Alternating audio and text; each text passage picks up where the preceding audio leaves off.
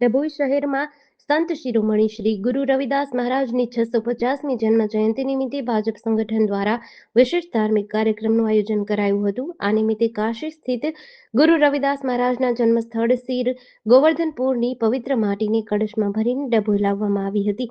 ડભોઈના શનિદેવ મંદિર ખાતે કળશ યાત્રા સાથે આ પવિત્ર કળશનું વિશેષ પૂજન કર્યું હતું. આ પ્રસંગે ડભોઈના ધારાસભ્ય શૈલેષભાઈ મહેતા મુખ્ય મહેમાન તરીકે ઉપસ્થિત રહ્યા હતા. આયોજકો દ્વારા જણાવવામાં આવ્યું કે આગામી દિવસોમાં આ પવિત્ર કળશ નગરના 9 વોર્ડમાં ફેરવવામાં આવશે, જ્યાં નગરજનો દર્શન અને પૂજનનો લાભ લઈ શકશે. આ કાર્યક્રમમાં ડભોઈ ભાજપ શહેર પ્રમુખ દીક્ષિત દવે, બિરેન શાહ, વિશાલ શાહ, શશિકાંતભાઈ પટેલ, નગરપાલિકાના સદસ્યો તથા મોટી સંખ્યામાં ભાજપ કાર્યકરો અને યુવા કાર્યકરો ઉપસ્થિત રહ્યા હતા. સંત ગુરુ રવિદાસજી ભક્તિ આંદોલનના મહાન સંત, કવિ અને સમાજ સુધારક હતા. તેમનો જન્મ યુપીના વારાણસી નજીક સિર ગોવર્ધનપુરમાં થયો હતો. તેમના પિતાનું નામ સંતોખદાસ અને માતાનું નામ કલસા દેવી હતું. તેમણે માનવતાની સેવાનો સંદેશ આપ્યો હતો. તેઓ કહેતા હતા કે મન ચંગા તો કઠોતી મેં ગંગા, એટલે કે જો મન પવિત્ર હોય તો ઘરમાં જ ગંગા છે.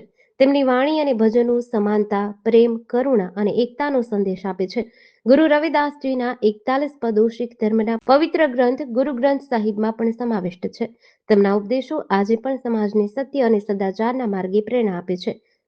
રવિદાસ મહારાજની 650મી જન્મજયંતિ અને એના ઉપલક્ષમાં સમગ્ર દેશ અને દુનિયામાં રવિદાસજીના નામના કળશને યાત્રા કાઢવામાં આવી છે. એના ભાગરૂપે દરબાવતી નગરીમાં આજે કળશનું પૂજન કરવામાં આવ્યું અને કળશ યાત્રાની શરૂઆત કરવામાં આવી છે. દરબાવતી નગરના 9 વોર્ડમાં આ કળશની યાત્રા થશે. મંદિરોમાં એનું પૂજા થશે. રવિદાસજીને જે માર્ગ પર એ ચાલ્યા હતા અને જેમને સૂત્ર આપ્યું હતું એક અસ્પૃશ્યતા નિવારણ, જે એ જમાનામાં એટલે કે 15-16મી સદીમાં જ્યારે એક રવિદાસજી હતા ત્યારે અસ્પૃશ્યતાનું ખૂબ મોટું ચલણ હતું.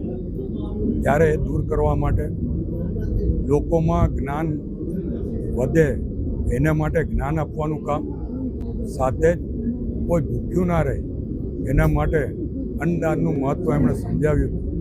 અને આપણે સૌ જોઈ શકીએ છીએ કે નરેન્દ્રભાઈ મોદી આપણા વડાપ્રધાન છે આ રવિદાસજીની કળશની યાત્રાનું પ્રેરણા આપીને એના ભાગરૂપે જ આજે દેશમાં યાત્રા નીકળી રહી છે.